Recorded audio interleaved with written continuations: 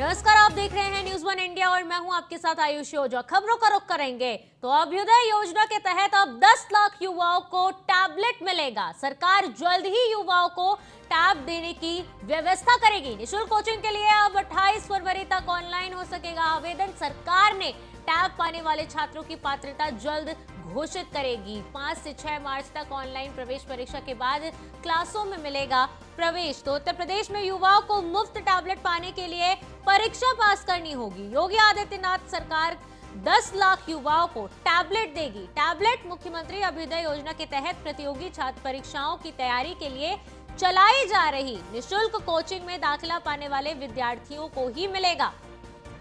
Coaching में SK Vajpayee संवाददाता हमारे साथ इस समय जुड़ चुके हैं। इसके अभ्युदय योजना के तहत अब सरकार 10 लाख युवाओं को टैबलेट देने की योजना बना रही है। इससे कहीं ना कहीं युवाओं को काफी फायदा होने वाला है।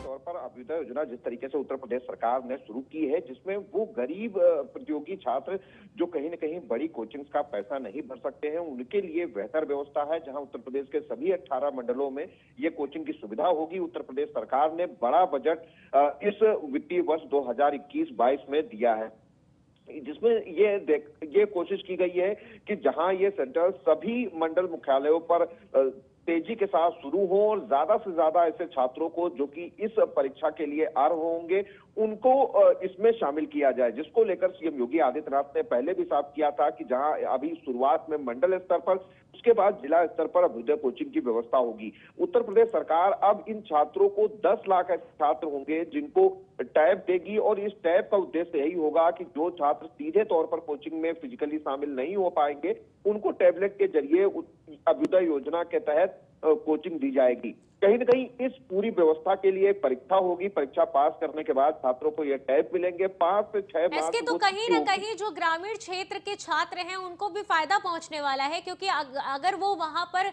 आ नहीं पाते, फिजिकली उनका अपीयरेंस नहीं हो पाता है इस क्लासेस के लिए, तो वो टैब के जरिए अब क्लासेस अटेंड कर सकेंगे। बिल्कुल निश्चित तौर पर, क्योंकि जिस तरीके से हम देखें उत्तर प्रदेश के 18 मंडल हैं जिसमें 75 जिले के छात्रों को यह व्यवस्था अभ्युदय कोचिंग के तहत दी जानी है। तो कहीं न कहीं टैबलेट के जरिए जो दूर दराज के छात्र हैं, जो मंडल मुख्यालय पर नहीं पहुंच सकते, उन छात्रों को जोड़ा जाएगा। हालांकि इस टैब को पाने के लिए उत्तर प्रदेश सरकार एक परीक्षा आयोजित कराएगी। इस परीक्षा में पास होने के बाद छात्रों को यह टैबलेट सरकार की तरफ से मुफ्त दिया जाएगा। 5 से 6 मार्च तक वो तिथि होगी जिसमें जो प्रवेश परीक्षा चल रही है, जिसमें फिजिकली तौर पर अभ्युदय कोचिंग के तहत छात्रों को शामिल किया जाएगा। तो 5-6 मार्च के बाद वो जब परीक्षा पे पास कर लेंगे तो फिजिकल तौर पर भी वो मंडल स्तर पर चल रही इस कोचिंग व्यवस्था में शामिल हो सकेंगे। तो कहीं न कहीं एक बेहतर व्यवस्था करने के लिए उत्तर प्रदेश सरकार की तरफ से दूर दराज के इलाकों के छात्रों की सुविधाओं को ध्यान में रखते हुए ये व्यवस्था की जा रही है। जी इसके आप हमारे साथ बने रहिए। फिलहाल अगली खबर का रुख करेंगे।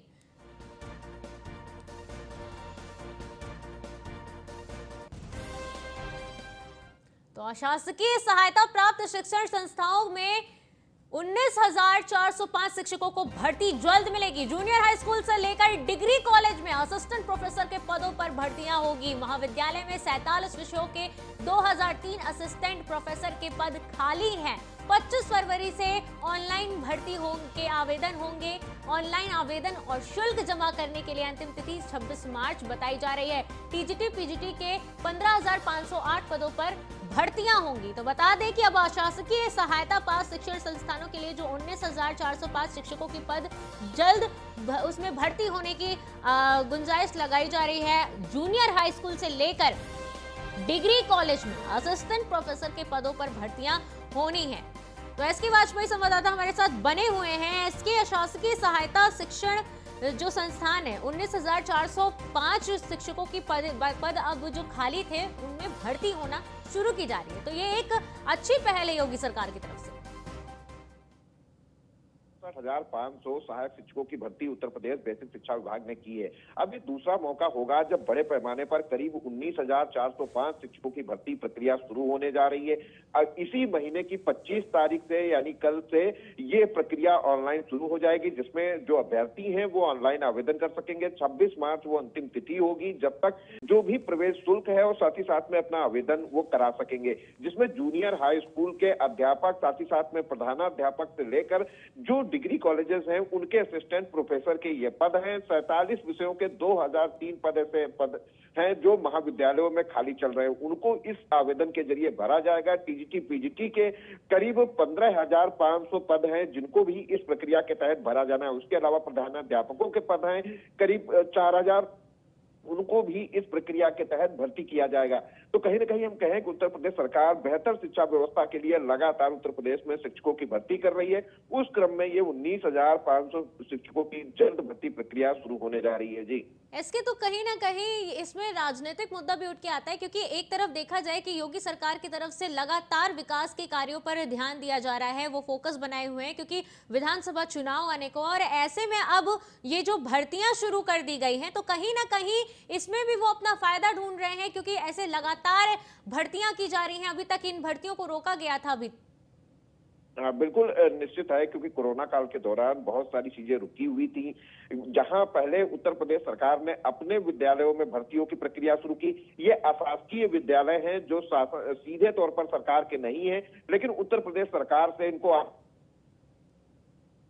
में ये व्यवस्था उत्तर प्रदेश सरकार की तरफ से की जा रही है। कहीं ना कहीं जिनको उत्तर प्रदेश सरकार पैसा दे रही है, अब उन विद्यालयों में छात्रों शिक्षकों की भर्ती जल्द होगी ताकि छात्रों को बेहतर शिक्षा व्यवस्था वहां पर मिल सके। इसके तो आगे की रणनीति क्या होगी, कब तक ये भर्तियां हो जाएंगी?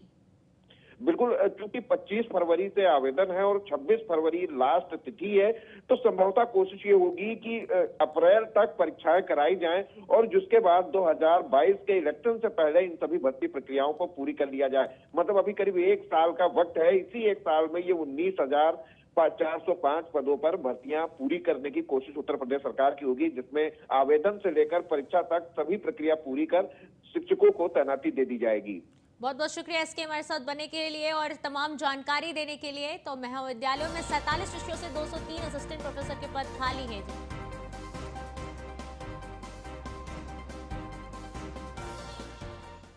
तो अगली खबर का रुख करते हैं। 2200 बजट के बावजूद गोमती की सफाई नहीं हो पाई है अभी तक। हाईकोर्ट सख्त हो गई है। गोमती नदी की सफाई के नाम पर जो बजट में हेराफेरी की गई है उससे हाईकोर्ट नाराज है।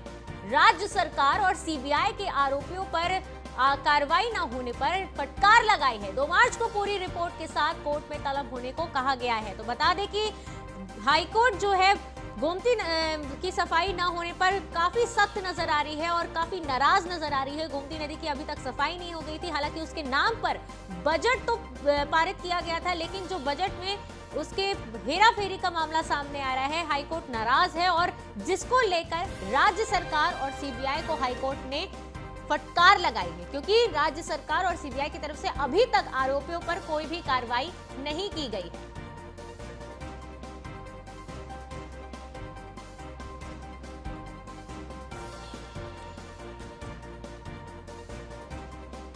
तो अगली खबर का रुख करेंगे। खबर है लखनऊ से, जहां चलती ट्रेन में चढ़ने के दौरान एक युवती गिर पड़ी। ड्यूटी पर तैनात आरपीएफ की महिला सिपाही ने उसकी जान बचाई। पूरी घटना रेलवे प्लेटफॉर्म के सीसीटीवी कैमरे में कैद हो गई। लखनऊ के चारबाग स्टेशन के प्लेटफॉर्म नंबर 1 की ये घटना बताई जा रही है।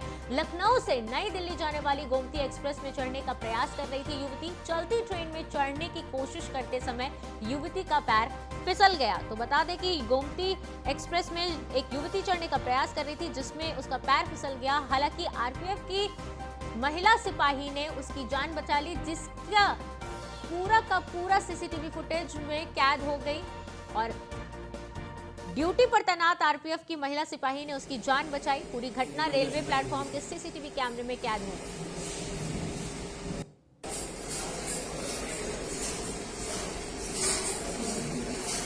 तस्वीरों में आप साफ तौर पर देख सकते हैं कि कैसे युवती ट्रेन पर चढ़ने का प्रयास कर रही है और उसका पैर फिसल जाता है, जिसके बाद वो गिर जाती है प्लेटफॉर्म पर। हालांकि वहीं पर ड्यूटी पर तैनात आरपीएफ की महिला सिपाही उसे खींच लेती है अपनी ओर, उसकी जान बच जाती है। तस्वीरों में आपको लगातार दिखा रहे हैं जहां पर युवती गोमती एक्सप्रेस वे पे चढ़ने का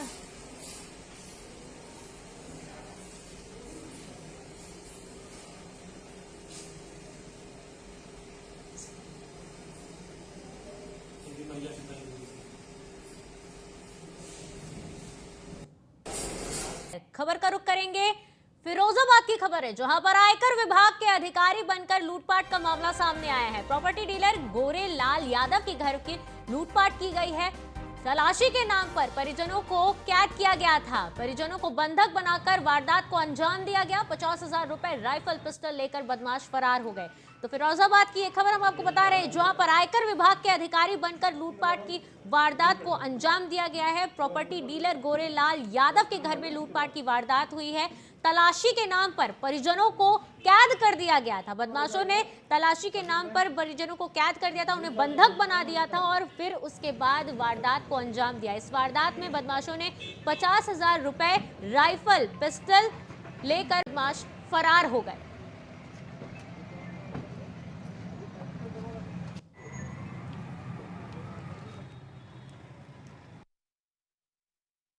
थाना उत्तर जनपद फिरोज़ाबाद का है, जहाँ पे हम लोग खड़े हैं।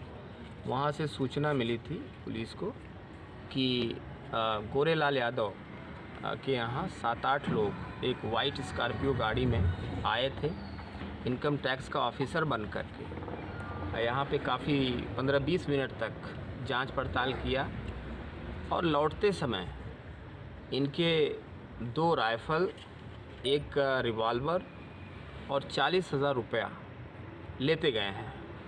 इस सूचना पर तत्काल हमारी पुलिस टीम यहाँ पे मौके पे पहुँची। एसपी आरए और मैं स्वयं भी यहाँ पे पहुँचा। फील्ड यूनिट इत्यादि ने सभी ने यहाँ पे छानबीन की, पूरा सर्च किया गया। तो 2 राइफ़लें एक कमरे में छुपाई हुई पुलिस को बरामद हो गई हैं।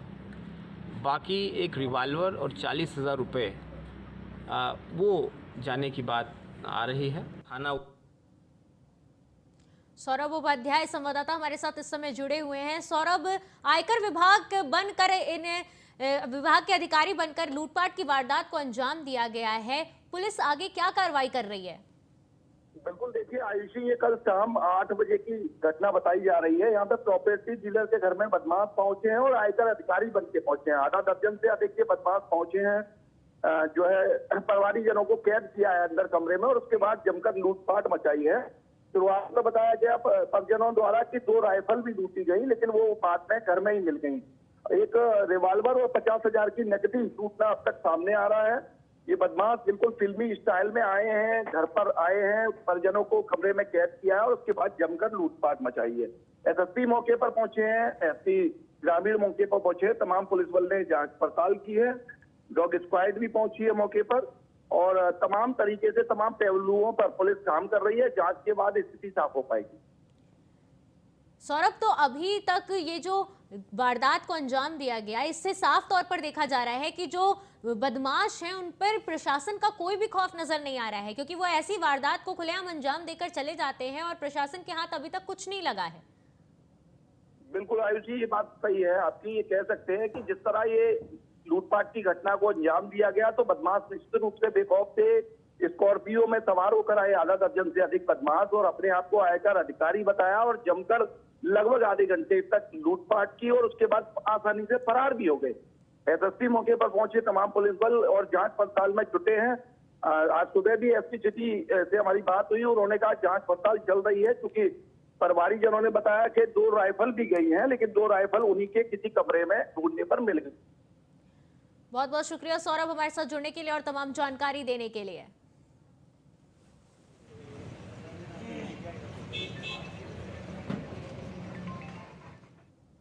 तो अगली खबर का रुख करते हैं। सीएम योगी ने ट्वीट कर राहुल गांधी पर निशाना साधा है। सभी लोग आपको समझ चुके हैं। सीएम योगी ने कहा है कि केरल से लेकर यूपी तक के लोग समझ चुके हैं आपको। विभाजनकारी राजनीति आपका राजनीतिक संस्कार है। हम पूरे भारत को माता के स्वरूप में देखते हैं। सीएम ने कहा कि श्रद्धेय अटल जी ने कहा था कि सीएम योगी भारत जमीन का टुकड़ा नहीं, जीता जागता राष्ट्र पुरुष है। भारत एक था, एक है, एक ही रहेगा। तो सीएम योगी आदित्यनाथ ने राहुल गांधी पर जमकर निशाना साधा है। उन्होंने कहा कि केरल से लेकर यूपी तक के लोग उन्हें समझ चुके हैं। उन्होंने राहुल गांधी को कहा कि विभाजनकारी राजनीति आपका राजनीतिक संस्कार है। हम पूरे भारत को माता के स्वरूप में देखते हैं। सीएम योगी ने कहा कि भारत जमीन का टुकड़ा नहीं, जीता जागता राष्ट्र पुरुष है। भारत एक था, एक है और एक रहेगा।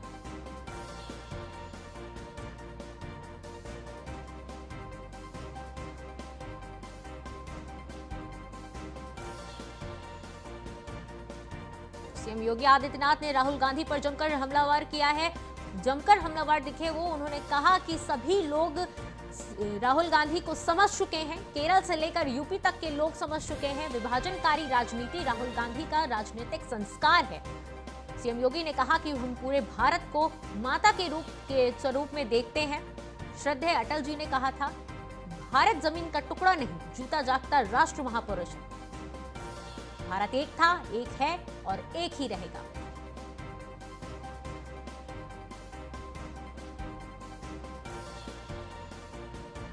विपक्ष को हम लगातार देखते हैं कि सरकार पर हमलावर रहती है, जिसका जवाब देते हुए योगी आदित्यनाथ ने ट्वीट कर राहुल गांधी पर जमकर निशाना साधा है, जिसमें उन्होंने कहा कि सभी लोग यूपी से लेकर केरल तक के लोग राहुल गांधी को समझ चुके हैं, क्योंकि उनकी राजनीति विभाजनकारी राजनीतिक है और राजनीतिक संस्कार उनके यही है। उन्होंने कहा कि पूरे भारत माता को माता के स्वरूप में देखते हैं। श्रद्धेय अटल जी ने कहा था कि भारत जमीन का टुकड़ा नहीं, जीता जागता राष्ट्र पुरुष है। भारत एक था, एक है और एक ही रहेगा।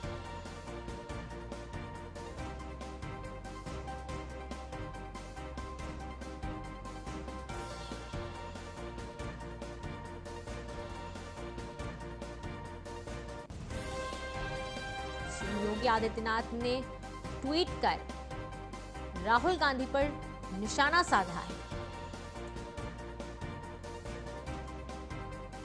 उन्होंने निशाना साधा है।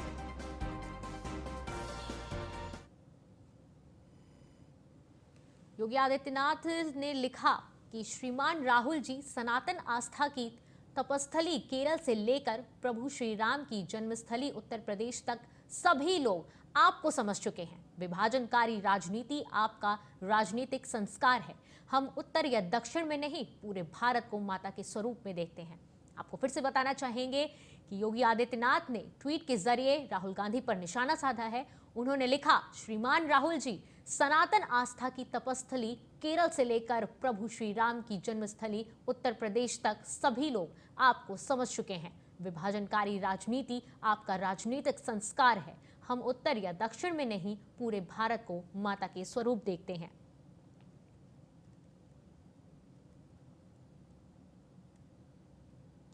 तो यूपी के मुख्यमंत्री योगी आदित्यनाथ ने कांग्रेस नेता राहुल गांधी पर जमकर निशाना साधा है, राहुल गांधी की ओर से।